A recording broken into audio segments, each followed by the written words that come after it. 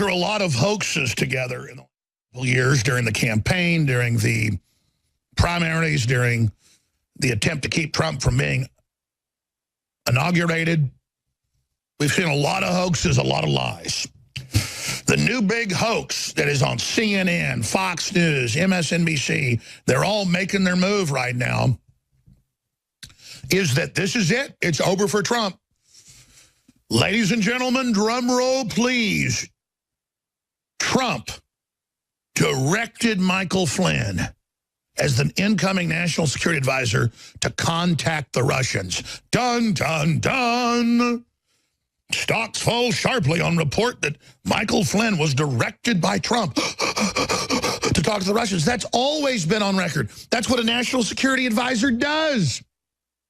They stampeded Attorney General Sessions to recuse himself because he had 3 meetings with the Russian ambassador in the year before when he was the head of a Senate committee. Pelosi met 32 times with the Russian ambassador that same year. Totally normal. But again, they create this hype like, we know there's Russians, they're under the table, they're everywhere, because they knew the Podestas and Hillary and the rest of them were up to their eyeballs in all this. And so now, here's their big gamble. Here's their big move. They're making it right now. The stock market is recoiling in horror because if they even attempt this, which they're now doing, if they were successful, it'll cause a civil war. Totally brazen, totally illegal. Everything that Mueller and Comey and the Clintons and the globalists have done, they're accusing Trump of. And now they're running the hoax that Flynn has flipped and that Flynn says Trump directed him to make contact with the Russians, feels president has abandoned him, prepared to testify against Trump, family, White House staff, going to plead guilty to lying to the FBI. When did that law get into place? Back in the 50s for the mafia? The same FBI told us the mafia didn't exist because they had the FBI director in compromising positions. Then they came out and got laws passed so that if you lie to the FBI and they claim it's a lie, it's like they're God. They're the 4th branch of government. They say it's a lie because they have the illegal surveillance transcripts of him talking to the Russian ambassador, and it didn't go exactly like he remembered from their recording of it. And so they go after Flynn, and what's happening is they've got Flynn on Turkey. Flynn went and did some lobbying for the Turks. I've looked at it. He didn't follow the proper paperwork, but you have like a year to do it. And so they could go after him for that. They've got him on Turkey. You could technically, nobody's ever been charged with it, but you could say, you know, that he could get some jail time for that. So they've got him on Turkey. And they got him over a barrel, and he's a patriot and a good guy, and Trump says it's a big mistake that he ever got stampeded into getting rid of him. And that was how this whole thing began. And Mueller's been going around finding somebody he can get in the crosshairs to then basically contradict the president to create a constitutional crisis. So dictator Mueller can try to overturn the will of the people, the stock market, the recovery, everything else. And the media, every time Trump's at a G20 or anywhere and just waves at Putin, they go, look, he waved. And then he had the Russian ambassador to the White House. Trump met behind closed doors with the Russian ambassador. And the aides in that meeting leaked the info that he patted him on the back and said this whole Russian collusion thing's a load of bull. Ladies and gentlemen, we're broadcasting worldwide on this Wednesday, the 6th day of December, 2017. We're going to be here for the next 4 hours. This is the InfoWar. This is the demonized, attacked broadcast on radio and TV that the big telecoms, the big tech companies, the globalists, the EU, the corrupt Vatican, ISIS, the jihadis, the Democratic Party, the Republican Party establishment all absolutely hate and all absolutely dread because we see through their propaganda. We're aware of their global plan and are standing up against it. I intend to open the phones up early in the broadcast today. We're also going to be carrying, coming up sometime in the next hour and a half, the president's usually about 10 minutes late, his live statements that he is going to be making on moving the U.S. embassy from Tel Aviv, Israel, to Jerusalem in Israel. And the media, mainstream media, the Republican Party to a great extent, the Democratic Party, especially the Arab states, are flipping out, threatening all this violence and pity partying and just going completely wild. The London Guardian has the headline that it's going to plunge the world into fire and fury and all this destruction. Why? Because the Muslims are so peaceful? Israel is a tiny country. It was founded by Jews, 3,000 years ago, by folks coming out of Egypt. Everybody knows the historical story, and it's true. And I'm not against the Muslims, but they've got 99% of the territory in the Middle East. They're always killing each other. And Saudi Arabia, Jordan, Egypt, none of those countries will take any of the Palestinians. They don't want them. They won't take one of them. And most of them are just Arabs that have gone into the area and want to be in Israel. And it's just like folks that want to get into the United States but hate the United States. And I'm not saying that there hasn't been oppression of people in that war-torn region, but it's kill or be killed. And it's not like we're talking about shrinking violence here with many of the Palestinians who load their children up with bombs.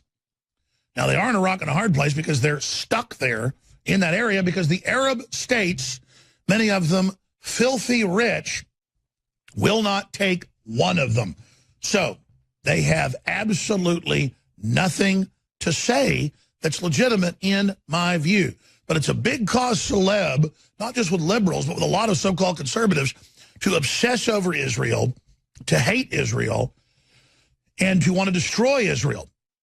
I get attacked that I'm not pro-Israel enough by the Jerusalem Post and Haaretz and all the rest of this kind of liberal establishment garbage.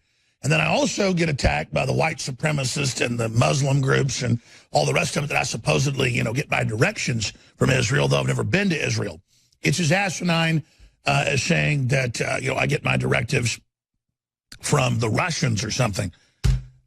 But if you just look at what's going on, Israel is, twice the size of, like, Dallas-Fort Worth, maybe?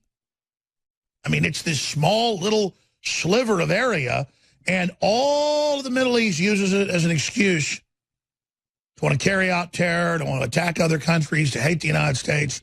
And quite frankly, I'm sick of it. And now the calculus has really changed over the last few years, where the EU, the globalists, George Soros, openly want to foment war in the Middle East. They want to overthrow Israel. That's in the Soros documents that came out last year in WikiLeaks and others, that Soros wants to topple Israel. If you put the Muslims in there, they would be civil warring with each other instantly over who had control.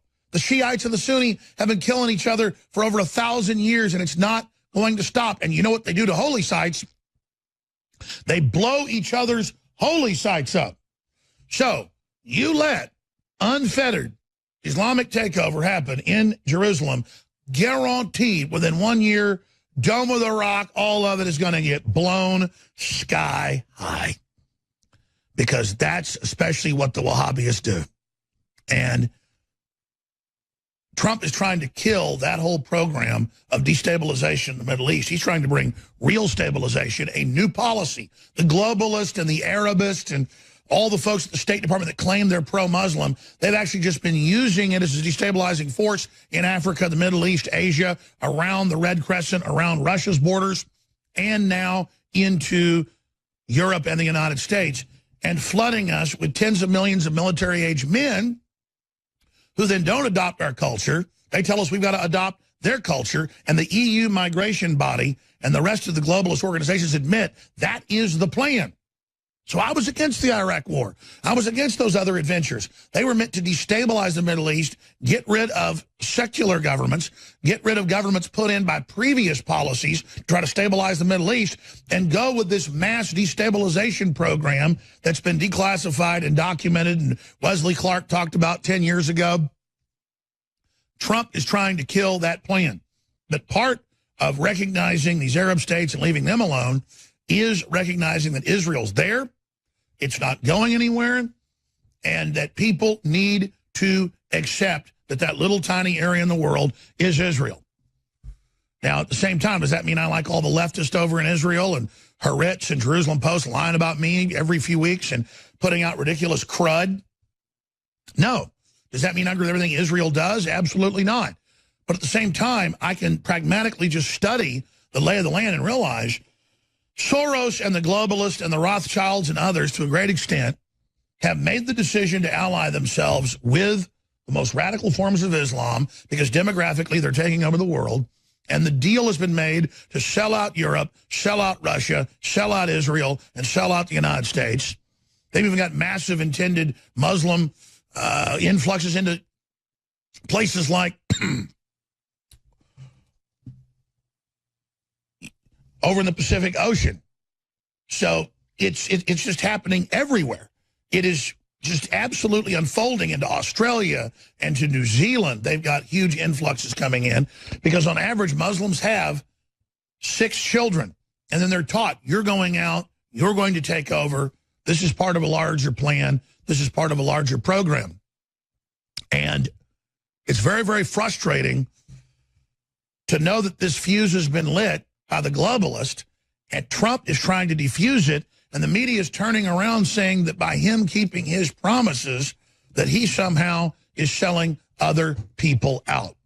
Ladies and gentlemen, that's not what's happening. And I don't just sit here and as an apologist for President Trump and defend everything he says or does. But if we simply move our embassy to Jerusalem and recognize that that's the capital of Israel, that's not an excuse for the Muslims to blow more stuff up and shoot more rockets and kill more people and have more suicide bombs.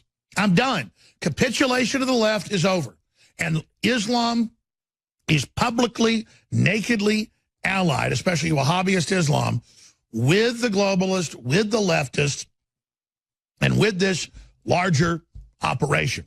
And so that is why I personally am backing the president and what he's doing. Plus, it's a campaign promise. It's like some people have said, Alex, I hear Trump's giving up our national parks and monuments and giving it to rich people to mine on. He's just reversing some of the monuments Obama grabbed to kick mines that were already off. Got a little bit of feed coming in there. So that is just some of the information, ladies and gentlemen, that we're going to be breaking down and going over here. But what we know is this. Trump is delivering what he said he would do. Trump is standing up for what he said he would do.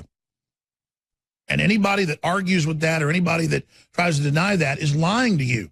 Everybody knows what Trump said he was going to do during the campaign.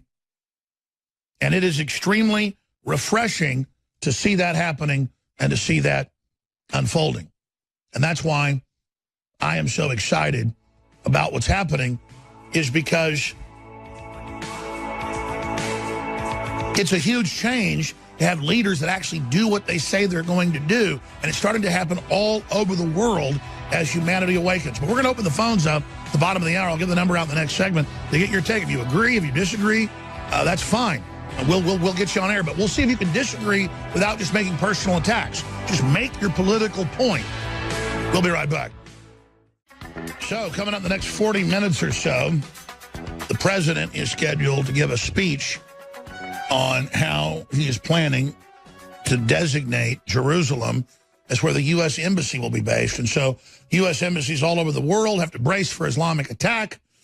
And it's supposedly Trump's fault for doing what he campaigned that he would do. And stop playing these half measures that we're going to turn Israel over to the Muslims. It's just not going to happen. And instead of going on with this fake Middle East peace process that just stalls the inevitable, just make it cut and dry and then have peace in the Middle East and have trade with all those countries and develop and work with them and end the destabilization of the Middle East, which the globalists have been involved in. That is a very moral, upright, pragmatic position of the president. Now, that said, there's definitely going to be some fireworks that comes out of this, and there's already been fireworks. We've been told by Obama and by the Democrats and by the EU, when Muslims rape people or kill people or bomb people or shoot people or run over them with cars, don't say it's Muslims. Because, oh, that puts a bad light on it and then gives attention to the extremists, so let's just ignore the problem. And it's designed to bring in these massive numbers to balkanize and overtake the civilization. And Trump existentially realizes that and is saying no to it. It's that simple. U.S. military on high alert ahead of Trump's announcement to move U.S. embassy to Jerusalem. Erdogan calls Islamic summit next week on Jerusalem. That's right. He can grandstand while he massacres Kurds and massacres his own people and has coup d'etats and all these events. He can sit there and sit on his high horse while he threatens to invade Europe with 50 million more Turks if they don't go ahead and open the border up to begin with. So Erdogan and all these folks can just stick it right in their little Islamic police state because it's a joke. They're frauds. They run around engaging in atrocities thousands of times what the Israelis do. But when the Israelis fire back at somebody shooting a missile at them, it's all over the news. War crime. They're the biggest criminals on earth. Nobody's worse than the Israelis. They don't care if North Korea's starving people and killing people. They don't care if Islamic groups are murdering millions. They don't care if Boko Haram's bombing people every day. They don't care if hundreds of churches get blown up per country. They don't care if women get put into sex slavery and priests get killed. That's not even in the news. It's the back of the paper, maybe. But boy, let me tell you, every couple of years, the Israelis fire back. And again, I'm not a Israel-phile, I guess is the word. If you love the French, you're a Francophile. If you love the Brits, you're an Anglophile, I guess. If you love the Israelis, you're an Israel-phile, I guess is the word. I mean, I'm not even on a side here. I'm just sitting here looking at Israel and just seeing online in the universities and the media just constantly bashing Israel, especially in the European media.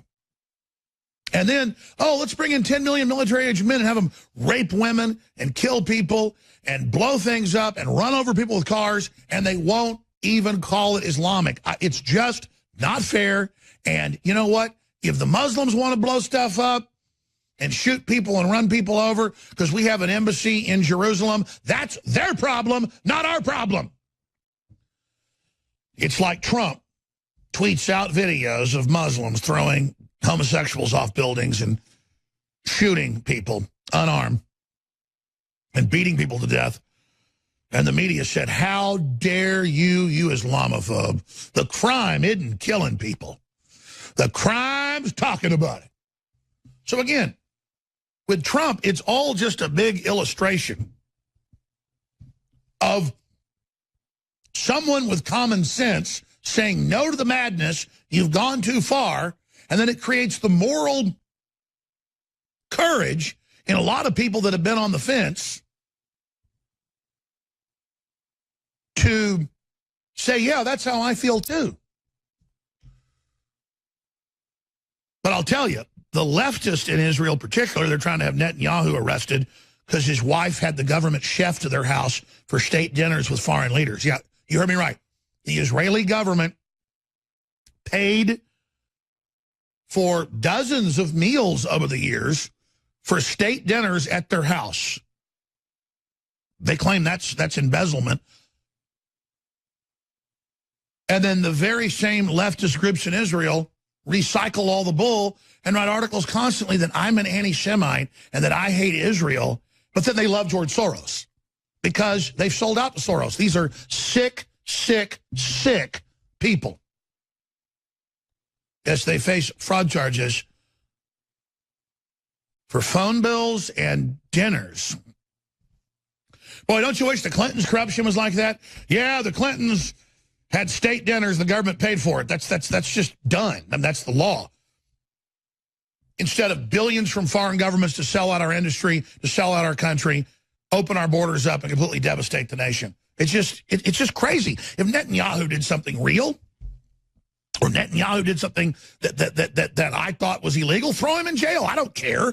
I'm not involved in Israeli politics. It's just you read these articles, it's like his wife is being indicted because they had a government chef at the house when foreign leaders came to eat dinner. And I'm like, the prime minister had a chef at his house for state dinners?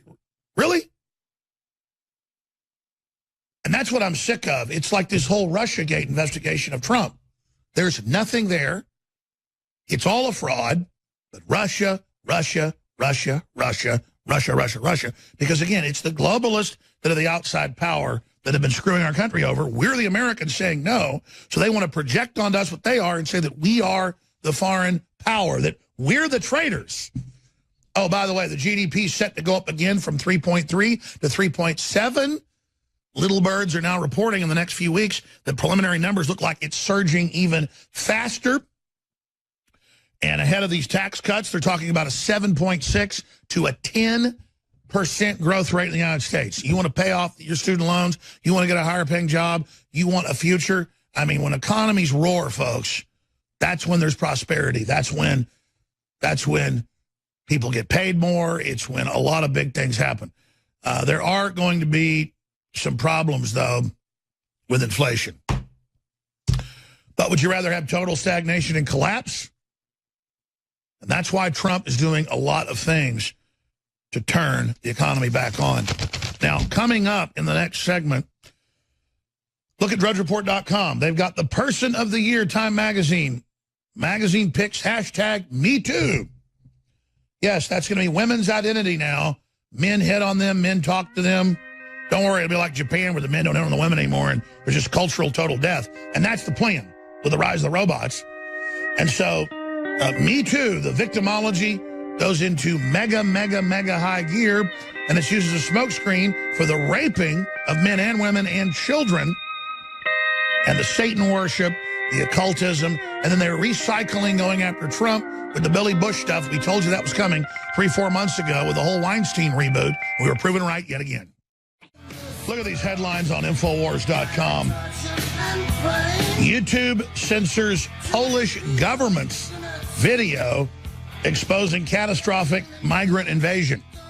It is key to the globalist operation to invade us, to have an Islamic invasion of radical young men, and then to cover it up. It is simply mind-blowing how intense all of this is going, and the Soviet level or communist Chinese level censorship. Meanwhile, Twitter allows death threats against FCC ahead of net neutrality vote.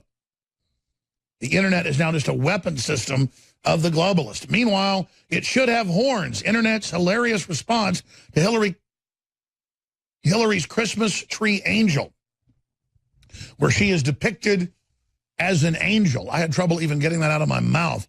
I mean, what a joke, ladies and gentlemen. She looks like a demon, like a zombie, like a vampire, doesn't she? I mean, if you ever wanted to know what a demon looks like and acts like, ladies and gentlemen, it's Hillary Rodham Clinton. I want to open the phones up specifically on Israel, on Trump, on the U.S. recognizing that Israel has a right to exist. That's why our little allies in the Middle East, the Islamic countries, as the media portrays them, they're not our allies, most of them, have been saying it's terrible to move your embassy to Jerusalem because they've been saying Israel doesn't have a right to be in Jerusalem, and they want Israel out of Jerusalem, and they want to occupy Jerusalem. And that's what the Muslims did hundreds and hundreds of years ago, is they came in and they occupied it. They started an invasion into Jerusalem and then into Southern Europe, Eastern Europe. They invaded all the way with their sheiks that were pirates, going back over 1,000 years ago, all the way down the eastern side of Africa and all the way out into what is Asia today, all the way down. Most of those countries have large Muslim populations or are Muslim countries. When you go to Indonesia and all those other places, there are mosques everywhere. There are Muslims everywhere. And in every one of those countries, they're always busy attacking and killing and trying to take over the rest of the nation. Just like the Philippines. You can just look at maps, type into a map. world map, countries with large Muslim populations, or world map, Muslim countries, and you look at it, you go, wow, more than half of the Pacific Ocean's got Muslims running it. And they ran a slave trade. You ever wondered why there are so many big black people in Pacific countries and Pacific islands who've intermarried with the local Asians and others? Ever wondered why? Because they had slave breeding and slave trades and did not consider blacks humans, and brought them in, though, but for warriors, and bred them with the local Asian populations.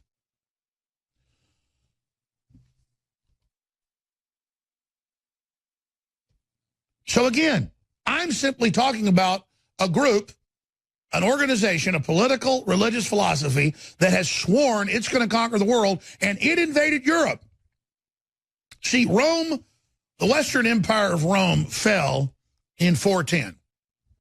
And then it went to the east, what's Turkey today, to Constantinople, the head of the Byzantine Empire. And that was what the Western culture was left. And then the Muslims invaded it and murdered all the men above the age of about 12, and then put everybody else into slavery, and then tore the crosses off the churches and turned them into mosques. I mean, they conquered that area of Central Europe, Central Southern Europe. And then they invaded all over. But you watch any TV show, or you tune into the History Channel, it says, the Crusades were a horrible period where the vicious Europeans invaded the peaceful, loving Muslim nations and did bad things. And you open textbooks, I mean, it's like saying Martin Luther King was white. I mean, it is the most flagrant lies the planet has ever seen. And they just teach it over and over and over and over and over and over and over and over again. But again, if you go to all those Pacific islands, and put a map back up if you can, and folks can blow it up if you're watching on TV, and read all the countries that have large Muslim populations or are completely Muslim. Light green is, you blow that up for me. I know it's Sunni and Shia. I know the true groups are Sunni and Shia. 79% are Sunni, and about 19% are Shia, and about 1% is Alawite or other subgroups. I just can't actually read the map, but thanks. The point is, you can see the light green is one of the main Muslim derivations, and in the dark green, I think that's Shia, because that's Iran. Yes, thank you. So that's what's going on here, ladies and gentlemen. That's what's happening. And that's the reality. And so you have to understand that much of the world's been taken over by this, and Europe has made the deal. By the way, do you see there on the map, Albania? The Muslims took Greece for, what, 500 years? You know, the Greeks used to be blonde-haired, blue-eyed. They took Greece for about 500 years, but some of the Greeks hid out in the hills, so they were able to kick them out finally, but just prior to World War II.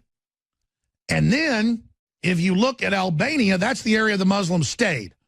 And they had their big pirate ships that kidnapped men, women, and children. That was their main business, was slaves.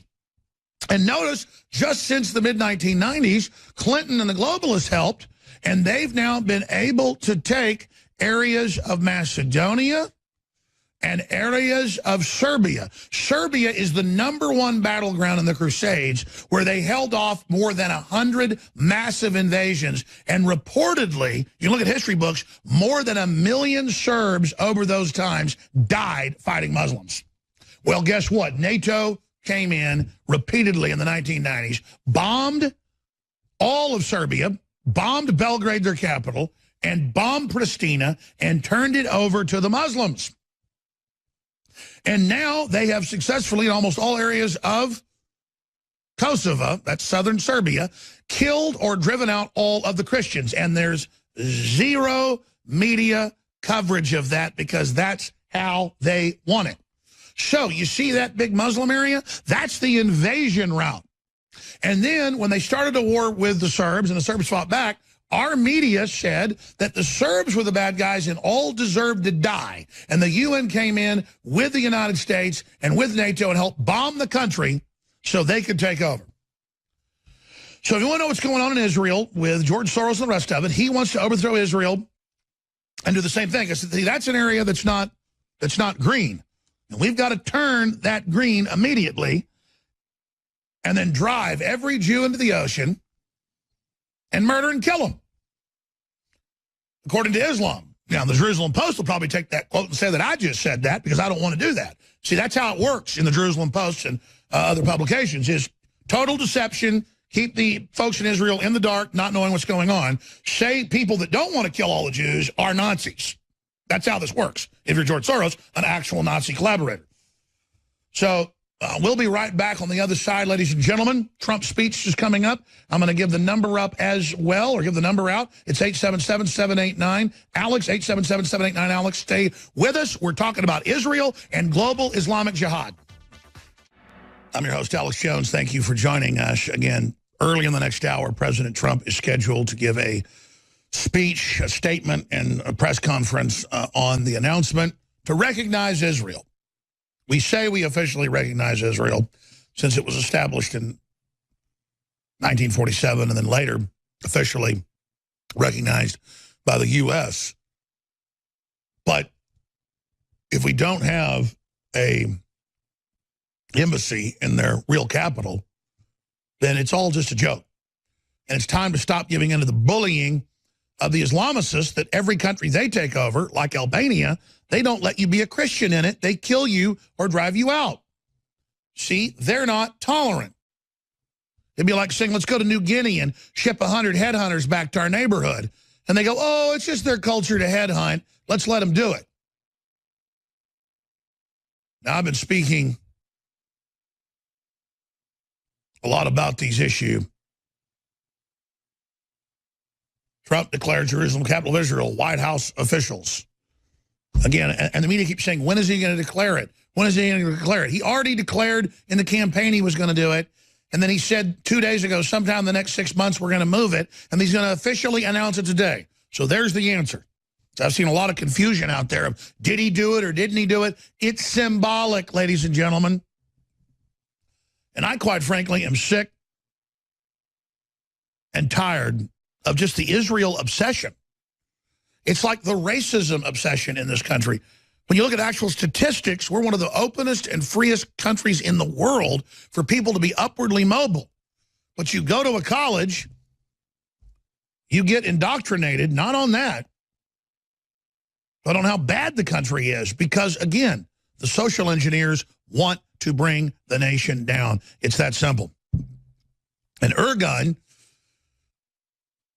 is running around the Middle East trying to stir up trouble and trying to parlay the Islamic threat into Europe to make Europe sue for peace, to capitulate and accept completely open borders. He says, if you don't accept completely open borders with Turkey, I'll flood you.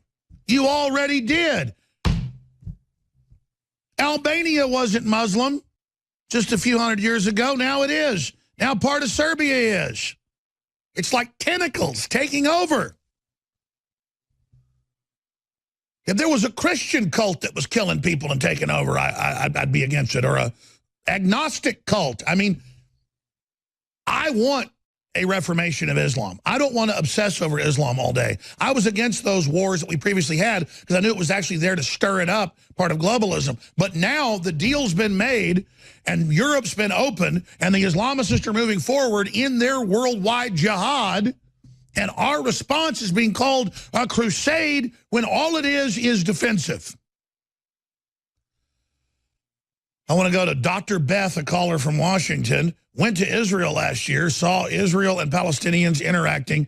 Again, we don't screen your calls. I don't know what Dr. Beth's view is. We're about to find out what Dr. Beth's take was. And again, you're welcome to call in. It's 877-789-2539 on this subject. I got a bunch of other news. Obviously, I'm going to be getting into as well. We've got a big avalanche taking place. More senators, more Democrats turning against Al Franken. He's about to be out the door like Mr. John Conyers. I'm going to play the Billy Bush clip where he suddenly resurfaces, recycled to go after Trump again. And they said, well, there's so much moral authority now that all these other folks have stepped down from mere allegations. It's time for Trump to do the same. Clearly, that was easy to call. And that is exactly what happened. So that's coming up as well. Billy Bush on Trump Access Hollywood tape. Of course he said it. But right now, Dr. Beth in Washington, you're on the air. Go ahead. Hi, Alex. Hi, welcome. First call of the day on my 60th birthday. Well, happy birthday. Thank you, sir. Thank you. Yes, I went to Israel last year and was able to visit Jerusalem and other areas, and also Jordan, which was really interesting. But while I was in Israel, I have never felt safer. I was so impressed with the way everyone got along. And when I say everyone, it was very eclectic. I mean, we went to many sites where there were both Palestinians, Israelis, and they just were all minding their own business and living their lives, and was able to go to the Friends of Zion Museum and literally fell in love with the Jewish state and the people when I was there. Well, most people that have gone have told me that it's delightful, and that, again, most of the Muslims actually do just want to live and have jobs and be prosperous. But there are political Islamicists who are in charge outside of Israel who want to topple Israel and are using the ongoing beef as a pretext. And there are issues on both sides, clearly. It's just that now you've got Soros and the big money backing not just the takedown of Israel, but of the entire Western world, and I have chosen sides. I'm not going to be part of it. Well, what's interesting about you choosing sides, and when I first started listening to you, I did some research, and what impressed me the most is that you have not changed.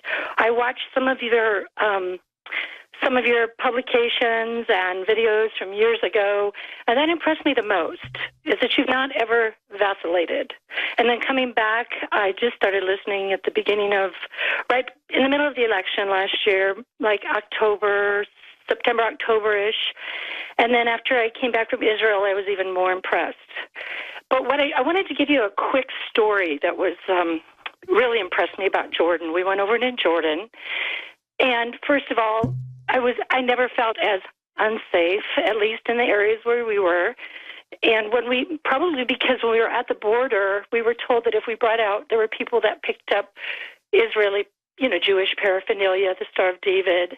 And we were searched and told, do not, under any circumstances, bring any of these artifacts into Jordan, or you will be in danger. I won't use the exact wording. Well, exactly. But you want to buy, like, some type of Jewish symbol or some ancient tablet, a copy of a tablet, or some type of little knick-knack memento, like you do anywhere. You go to the Grand Canyon, get a thing of the Grand Canyon, go to Germany, buy a German beer stein. Doesn't mean you're a German. It's the same thing, exactly.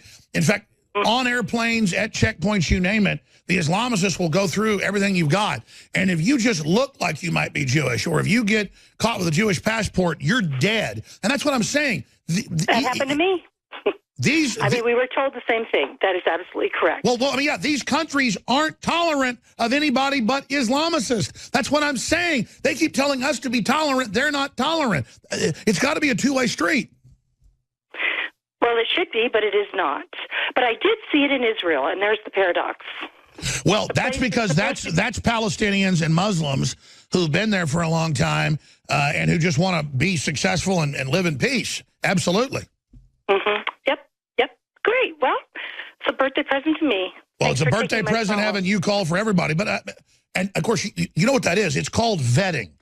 I mean, if somebody says, I'm part of the PLO, or I'm part of Hamas, or I'm part of this, and I want to blow up and kill Jews, then do you want that? I mean, you always see the case where they bring in more Palestinians, and then somebody comes over to be a mover at somebody's house and then stabs the whole family to death. And again, I'm not lionizing Israel. I'm not saying the Jews are perfect, but the Jews are a diverse group of people. A lot of them are leftist Hollywood people that hate my guts and say I'm an anti-Semite because I'm not an anti-Semite, and they're self-loathing Jews that get off on cuckolding Israel and get off on thinking about vandalizing Israel and get off. I mean, why do you think so many Jews are leftist and hate Israel like George Soros? Why? You tell me. I don't know. I was too busy listening to be thinking. Go ahead, Blake. No, I hear you. God bless you, Dr. Beth. I'm glad you told your story of what you saw. That's what I've read. That's what I've seen. I've thought about going to Israel just to see it. I'd like to go to someplace like Egypt, too. I'd like to go to Russia sometime, but, I mean, I just know it'll be, you're a Russian agent, you're an Israeli agent. This is just the total dark age garbage where, you know, if you don't just hate a group entirely, you must be with them. Stay with us.